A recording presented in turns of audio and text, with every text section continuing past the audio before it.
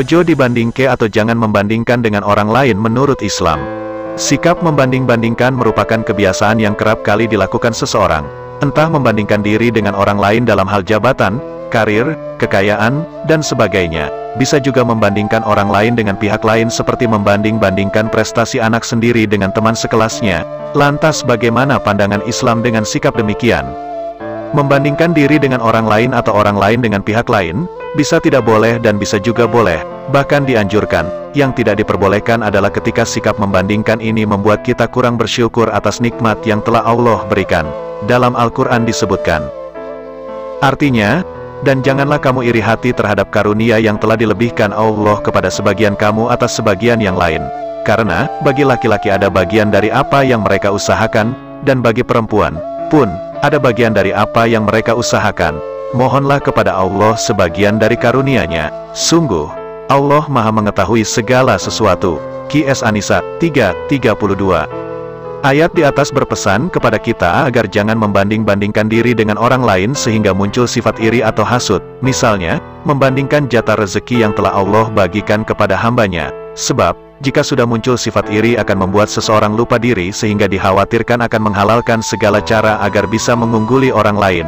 Fakhruddin Ar-Razi, Mafatihul Ghaib, 1981, Juz X, halaman 82. Terkait bahaya sifat hasud, ada sejumlah ayat Al-Quran, hadits, dan pesan para sahabat Nabi, Atsar, yang sudah menyinggungnya. Dalam satu hadits diriwayatkan, artinya, dari Anas berkata, Rasulullah SAW bersabda, janganlah engkau semua saling memutuskan hubungan persahabatan atau kekeluargaan, jangan saling membelakangi, jangan saling membenci serta jangan pula saling mendengki. Jadilah engkau semua, hai hamba-hamba Allah, sebagai saudara-saudara. Tidak boleh seorang muslim meninggalkan, tidak menyapa saudaranya lebih dari 3 hari. Muttafaq alaih. Ibnu Mas'ud pernah menyampaikan bahwa orang yang memiliki sifat hasud bagaikan orang yang memusuhi nikmat Allah. Sebab, ia tidak senang ketika ada orang lain mendapat nikmat yang telah Allah anugerahkan. Sebaliknya, ia akan bertepuk tangan jika melihat orang yang dihasudinya hancur. Kendati sikap membanding-bandingkan tidak diperbolehkan, ada juga yang diperbolehkan, yaitu ketika dilakukan dengan tujuan supaya mendapat motivasi dari orang lain.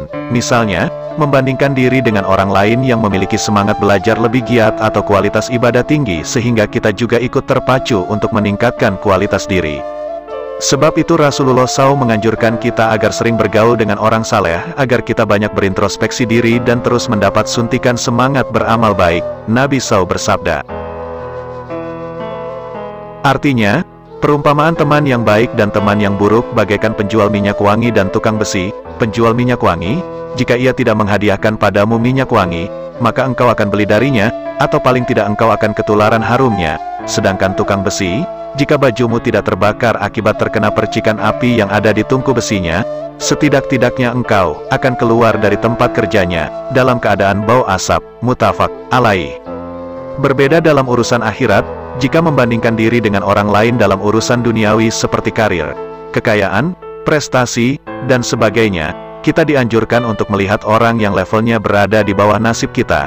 Dengan begitu harapannya akan membuat kita tetap bisa bersyukur karena Allah SWT masih memberi yang lebih baik kepada diri kita dibanding orang lain.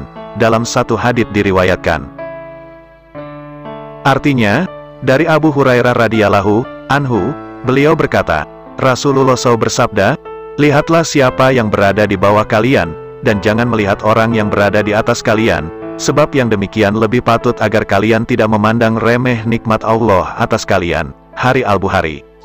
Melalui hadits ini, Imam Ibnu Hajar menyampaikan, jika dalam urusan ibadah hendaknya seseorang membandingkan dirinya dengan orang lain yang memiliki kualitas lebih baik darinya sehingga menjadi motivasi untuk meningkatkan kualitas ibadah dirinya. Berbeda dalam urusan duniawi, hendaknya ia membandingkan dirinya dengan orang lain yang nasibnya berada di bawahnya sehingga ia bisa tetap bersyukur telah diberi kelebihan. Ibnu Hajar, Fathul Bari, Juz C, halaman 276. Simpulannya, jika membandingkan diri dalam urusan duniawi harus dicermati terlebih dulu. Jika sikap tersebut membuat kita semangat untuk meningkatkan kualitas diri maka boleh, bahkan dianjurkan, seperti membandingkan diri dengan semangat belajar orang lain.